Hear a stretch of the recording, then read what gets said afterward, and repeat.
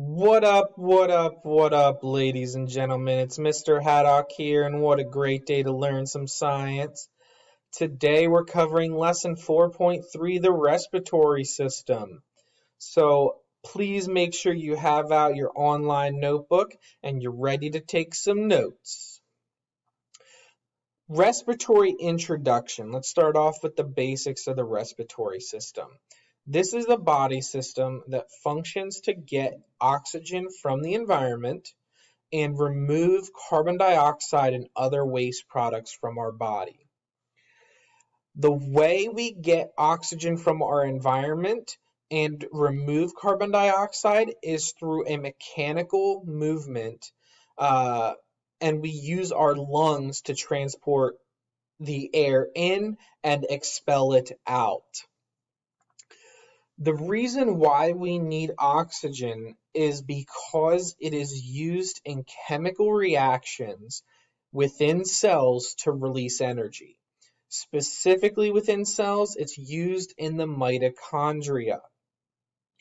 You can actually try a little experiment at home if you would like. You can place your hands on your ribs and breathe in and out several times while focusing on what happens when you inhale and exhale.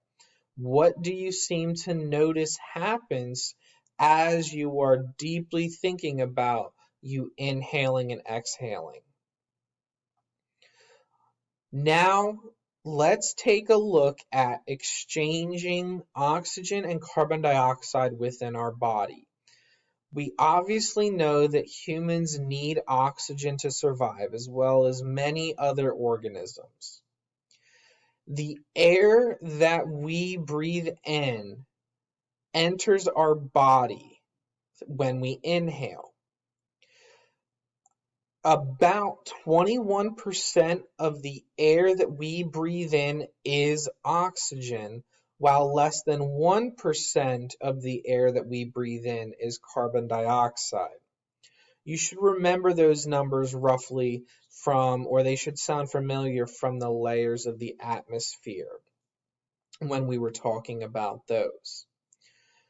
Oxygen is transported through our body within the bloodstream by red blood cells. And they transport this oxygen to all the cells throughout the body. The air that we exhale actually contains more carbon dioxide than oxygen because the red blood cells carry the carbon dioxide back to the lungs, where then it is expelled and pushed out of our bodies. In cells and tissue, they must maintain proper levels of oxygen and carbon dioxide. If not, some bad things can possibly happen. Our body has mechanisms to help prevent this. So if levels of oxygen or carbon dioxide change, our brain is able to signal to the body to either breathe faster to get more oxygen in, or to breathe slower because we have too much oxygen.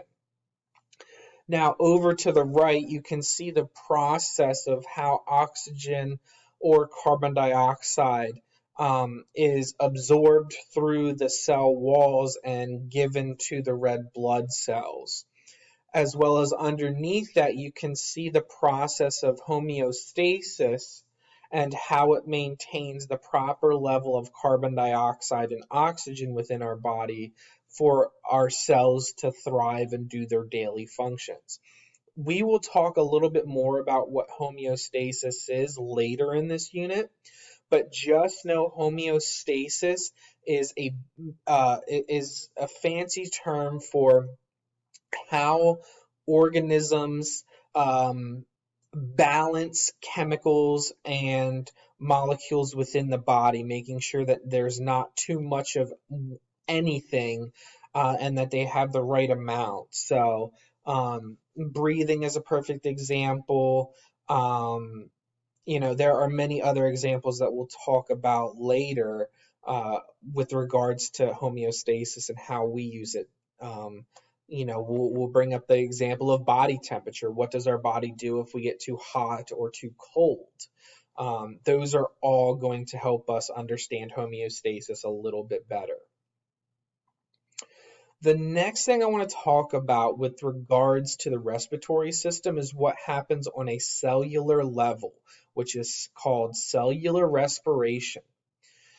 Cells use oxygen in chemical reactions to release energy. If you want to know the equation, it is over there to the right above the two GIFs. Cellular respiration doesn't just include the respiratory system, it also includes the digestive system and the circulatory system. The requirements for cellular respiration to occur are glucose or sugar, which we get from food, as well as oxygen, which we get from breathing. What ends up happening is glucose and oxygen are transported through the blood vessels to our individual cells. Once the chemical reaction happens, our cells release energy in the form of something called ATP, but it also releases carbon dioxide as a waste product and water. So those are the waste products of cellular respiration. The carbon dioxide will then go back to our lungs to be expelled, and the water will most likely head towards the kidneys to be filtered out and into urine. Now let's take a look at the structure of the respiratory system. The first would be the nose, throat, and trachea. This is where we'll start off with the process of the respiratory system. We either have air enter through our nose or our mouth, and we have hair and mucus within our nose that filters out air. Those dust and dirt molecules that get captured in our nose hair, those are what we would call, or what kids call boogies, right? So that is why every so often you have to blow your nose. You have to clean your filters within your respiratory system. From the nose or mouth, the air moves to the throat and into the trachea. Okay. Another structure that is extremely important within the respiratory system is the epiglottis, which prevents air from entering your stomach. Okay, that could be quite uncomfortable if air gets into your stomach, but it also prevents the danger of food entering your lungs. So it's able to determine or filter what goes where. Okay, so it's like this little valve type thing.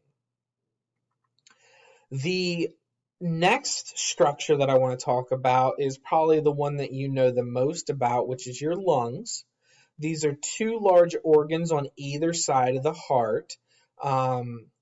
Air moves into the lungs through these tubes called bronchial tubes. Bronchial tubes branch out into the lungs into smaller and smaller tubes. At the end of the bronchial tubes are these tiny, tiny little air sacs called alveoli. This is where, in the alveoli is where the exchange of carbon dioxide and oxygen occurs.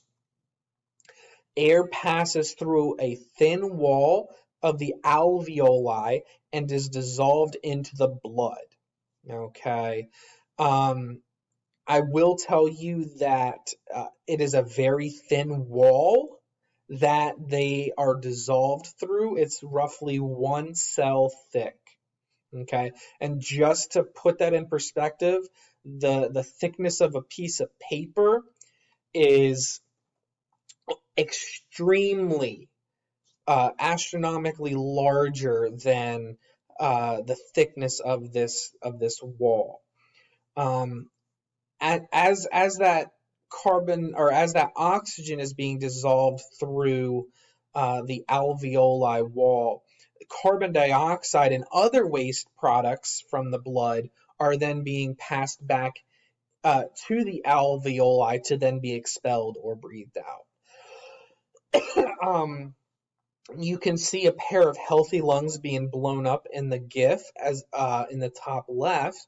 You can see a great image over to the right of the structure of the lungs and the bronchial tubes and how they get smaller and smaller, as well as the alveoli. And that second GIF there is showing the exchange of oxygen and carbon dioxide within the bloodstream. So help you visually view what is happening at a microscopic level within your lungs. The next two structures that I want to talk about are the ribs and the diaphragm. These are the ones that help us inhale and exhale. The entire rib cage encloses a cavity called the thoracic cavity. Some ribs need to be able to expand when we inhale, so they're connected by a cartilage to allow for that expansion. We also receive help from the diaphragm, which is a large muscle at the floor of the thoracic cavity, and it stretches across the entire bottom floor. And this helps to bring air in when the muscle contracts, when the diaphragm contracts and flattens out, and it helps to expel or get rid of air when the diaphragm relaxes. It will push up onto the lungs and push the air out. So when you inhale, the diaphragm pulls downward, and when you exhale, the diaphragm relaxes and forces air out of your lungs. So let's relate this back to air pressure. How does air get in and out? Remember, air moves from areas of high pressure to areas of low pressure. When you inhale, the air outside of your body is higher pressure, and the air inside of your body or in your lungs is an area of low pressure, causing the air to flow from that outside high pressure into your lungs where it's lower pressure. When you exhale, your lungs are creating an area of high pressure inside, and the area of low pressure is on the outside of your body. So the air will want to go from your lungs of the area of high pressure in your lungs to the lower pressure area outside your body. And there's a great visual representation of how that happens over to the right-hand side. This is the end of our notes. So make sure that you have a great rest of your day. My work here is done. Thank you for following along with the video, and I will see you later.